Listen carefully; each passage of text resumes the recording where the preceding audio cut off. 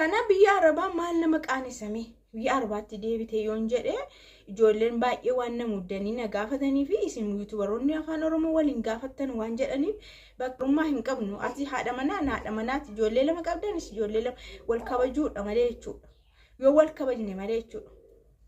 Kanaaf leensa ammas taanaan ani waan maqaa kee dheen qabu waan hiccitii kee gadi baasee hin qabu samana kee keessaa waan hin dubbadhe hin qabu sakaan waan hin dubbadhe hin qabu hiccitiin kee baay'ee na bira jira jette hiccitiin kee baay'eetu na bira jiratte maarree haasa'e ka akkuma hiccitii kee haasa'e maarra jechuudha dhiifama ishee nan gaafadha dhiifama akka hin gaafadhuuf immoo yaadni keessa murteessaadha isinnatti murteessitanii fayyu balleessituudha situu jannaa dhiifama nan gaafadha maal rakkoo qabu obboleetti kiyya ishee dhiifama nan gaafadha isa booda garuu walirraa gorraachuudha kana nagaan siniif haa ta'u kabajamtoota hordoftoota fayyoo jaalalaa akkam jirtu nagaa keessanii ani baay'ee nagaa kiyya galata waaqaa ta'u egaa haadha mucaa akkan ta'e beekama ilaalaa haadha mucaa akkan ta'e mataan kiyya akkuma gaafa darbeetti jira maal fayyoo kan mallee sirreeffachuu dadhabdee jiranneessu naan sobi muudiin sinitti qabadha malee macheessi ishee kana sirreeffachuun jechuun shurshur godhaaman odeessadhe egaa yaa waaqa sasameetiin jira ani kabajamtoota hordoftoota kiyyaa gaaffii isaanii kabajaa fi jaalalaan na gaafatan deebisuudhaaf yeroon yaalii godhetti leensa mulunaa faamilii immoo anuma as jammar akkamtee an haadha ijoollee lamaa ta'ee nama guddaa ta'e sobduu naan jetti sobduu odeessituudha. Ishee maal jettee akkamti ani gaafa viidiyoo sana hojjedhe kabajaa miti gaddaa miti kanan deebisee kabajamtootaaf jedhe isheen bakka ta'uuf didee jireenyi Itoophiyaa silaayyuu baay'ee nama rakkisaa biyya Arabaa baranii yoo dhufan immoo baay'ee ulfaataa garuu waan ishee gargaaru jedheen yeroo baay'ee sanuu maaliifan deebisee beektu isa sinnu ceephaatan yuutubaroonni afaan Oromoo waliin gaafatanii waliin barbaadanii jettu kunoo yoo namni dhoskeessi yoo namni waa'ee nama tokkoo bakka dubbate silaa diinatti hin dubbanne nama ishee gaafate namni ishee gaafate immoo isa dhaqxee isheedhaan ishee yaadeetu ishee gaafate malee diina miti ishee barbaade ishee waa godhuuf miti kan na gaafatan jechuudha. Mee biyya Arabaatti yoo deebite immoo maal nama saalafachiisas dura sachi hojjette ani sachi hojjedheera maanni ishee miinsa namaa ta'uu baannaa eenyuyyuu deemuu danda'a biyya Arabaa anuu itoo naan taane jireenyi kun as taa'ee du'uu hin qabu as taa'ee kadhachuus hin qabu bakka. Ijoollee kiyya maatiin jiru obbolaan jiru haati kiyya jirti ijoolleen kiyya humaan ta'anitoo jireenyi naa ta'uu dide osoo jireenyi humna kooti ol ta'e immoo dhugaa waaqa jiraata sobaan jiran viidiyoodhaaf jedhee mitisuma keessa kun sinitti maara osoo jireenyi baay'ee natti ulfaatti ta'e harka natti fudhatti ta'e jiraachuu hin danda'u ta'e of danda'e waan na barbaachisu mana hamman qabuutti jechuudha hamman jiraadhutti hin jiraadhu ta'e rakkoodha ta'e hin beelofna ta'e immoo suma dhugumaati dhugaa waaqa durayyuu ani too rakkatiin biyya Arabaa dhaqe durayyuu rakkadhee miti maatii koof jedhee miti nama jijjiiruuf jedhee miti kan anaan biyyaa na baase aarii barumsaati dhugaa waaqa dura abjuu biyya Arabaa qabaadhee mul'ata isaas karoora isaas qabaadhee miti kutaan 12 gaafan gahu namani of eegaa ture namiti namnu na eegaa ture dhugaa waaqa ijoolleen na beekan jiru hin sobamu namni na beeku jira ijoolleen biyya koo na beeku fayyoo maal turte yeroo barattu osoo jettanii namni na beeku miidiyaa kanarraa hin dhabamu miidiyaarra ta'anii sobuun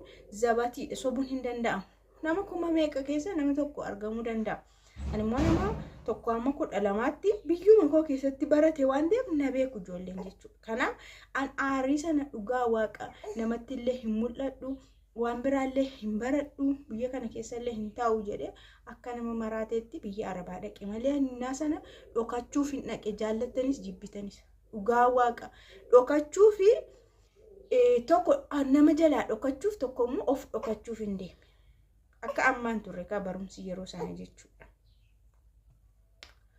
Kana biyya Arabaa maal nama qaanesame biyya Arabaatti deebite yoon jedhe ijoolleen baay'ee waan na muddanii na gaafatanii fi isin yuutubaroonni afaan Oromoo waliin gaafattan waan jedhaniif bakka waan beekuu fi maaliif ijoolleen ishee jaallataniif ishee kabajan ishee barbaadan jiraachuu ishee fi nageenya ishee dhagahuu barbaadanii maaliif hin dhagahan kan jedhurraa ka'een itti akka ati amma dhuftee sobduudha maaliidha ishee maaliidha jettee asii gadi na arrabsitu miti. Anaafatti garaagarummaa hin qabnu ati haadha manaati ijoollee lama qabdanis ijoollee lama wal kabajuudha malee jechuudha yoo wal kabajne malee jechuudha isumayyuu viidiyoo yoon dalageeyyuu jechuudhaan akkati ana arrabsuuf ettee yuutuubii haaraa banattee dhuftuuf miti.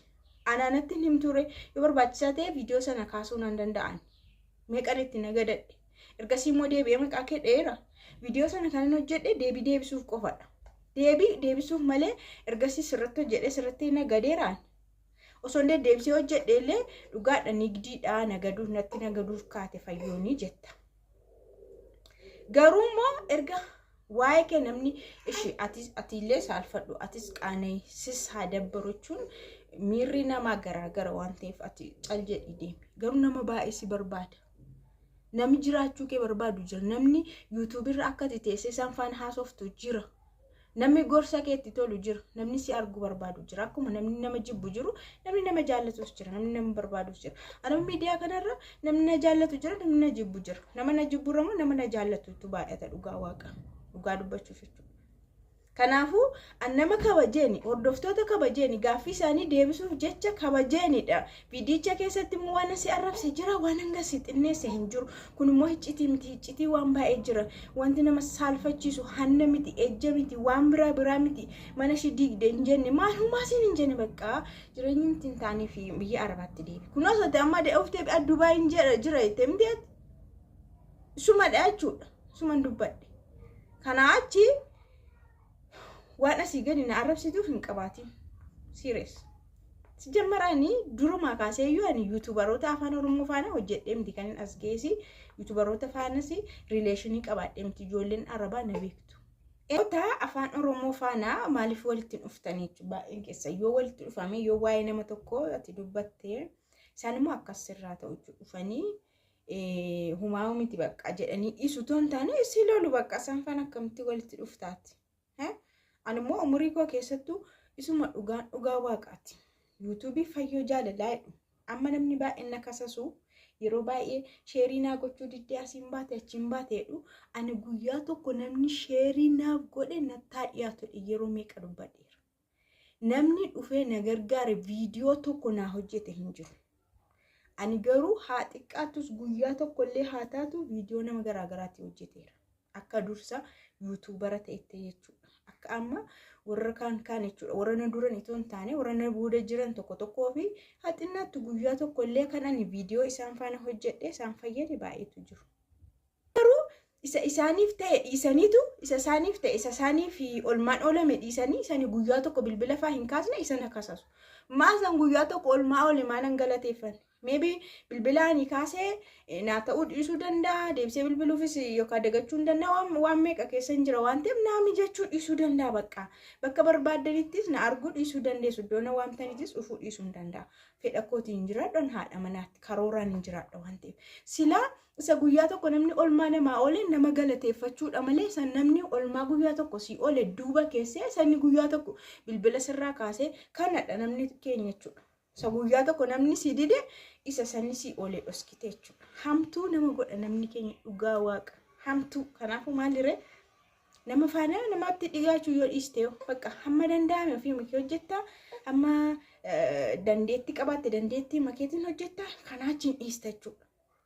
Bakka kanaaf leensaan immoo jechuudha yeroo baay'ee na himatte anam yeroo tokko isaan sheerii nan godhaaf. Maqaashii dhufnee viidiyoo sirratti dalagaa turre. Kunillee faayidaadha akka yuutuubiitti isin yoo beeku baattanii nama yuutuubara tokko ta'etti yuutuubiin tokko immoo nama tokko maqaasaa kakkaasee viidiyoo irratti hojjetan nama sana akka inni beekamu godhaa jira jechuudha. Nuni ishee irratti piraankii yeroo hojjenne haadheebba faanallee isheedhaaf faayidaan. Namni hin beekne illee eenyu isheen leensaa mulunaan sun jedhee dhaqeetu argaa jechuudha hin baraachuma. Kun faayidaa mataa isheetti. Nullee haa hojjennu saa fayyadamnus malee isheenis hin fayyadamte jechuudha. So kanaaf leensaa ammas taanaan ani waan maqaa kee dheen qabu waan hiccitii kee gadi baasee hin qabu sa mana kee keessaa waan hin dubbadhe hin qabu sa kaansa waan hin dubbadhe hin qabu. Hiccitiin kee baay'ee na bira jira jette. Hiccitiin kee baay'eetu na bira jira jette. Maarree haasa'e ka akkuma hiccitii kee haasa'e maarra koo qabaree. Anamma eessa deemte ani sidhamna biyya Arabaatti deebitee hin jedhe kanam ishii jechuma kanadha kan mata duree ta'e jalatti ibsi kenname. Kalas biyya Arabaa deemte. Ush mishkila. Ani yoo biyya Arabaa deeme amma mul'inaan hin deemu mul'isee maani hannan deemamu ejjan deeme. Dhaqee gal Akka heerume hiike jette intalli. Kanaan nan doorsistu jette anis akkasuma jechuudha. Biyya Arabaa dhaqxee hin galte. Ammas hin dhaqxe. Kalas waaqni immoo nagaadhaan si haa gashu. Badii keef hin dubbanne duras. Iddoo ati jirtu himuu malee waan ati keessa jirtuun hime malee eessaan hin hattee hin hamattee hin maaltiin baala gooftee mana ishii maal hin jenne akkas. Maqaas hin balleessin. Ani nama guddaadha dhugaa waaqa jechuun nama miidiyaa waan ta'eef haasa'aa jechuun yeroo haasa'an immoo nama boosisaa miti kan nama of dhaggeeffachiisan nama kolfisiisaa of dhaggeeffachiisu. Barsiisaan yeroo dur nu barsiisu barsiisaa haasaansa namatti toltola nama kolfisiisaa nama barsiisu baay'ee jaallanna barsiisicha barumsichi illee nu gala. Barsiisaa hidhamaa yeroo nama sossodaachisu itti ufu baatee barumsa isaallee achumaan jibbe. Ani kanaaf yeroo tokko haasawaa koo keessatti qoosaa haasa'a malee sireesii qofa haasoftu warri jettanis jirtu. Kanadha. Anyways leensaanii warri eessatti si arrabsitee hin beeknu warri jettani siniin fida viidiyoo ishii koomantii jalatti pinnan godha. Dhaqaa naa laala waanuma ani balleessee arrabsan. Ani bakka isheen jirtu hordoftoota kiyya warra gaaffii na gaafatanii deebii deebisuun koo yakka yoo ta'e deebi'ee viidiyoo kan biraatiin dhiifama nan gaafadha. Anyways jechuudha. Dhiifama ishee nan gaafadha. Dhiifama akka hin gaafadhuuf immoo yaadni keessa murteessaadha. Isin natti murteessitanii fayyu balleessituudha. Situu jennaan dhiifama nan gaafadha. Maal rakkoo qaba obboleetti kiyya isheenis dhiifama nan gaafadha. Isa booda garuu walirraa gorraa jechuudha.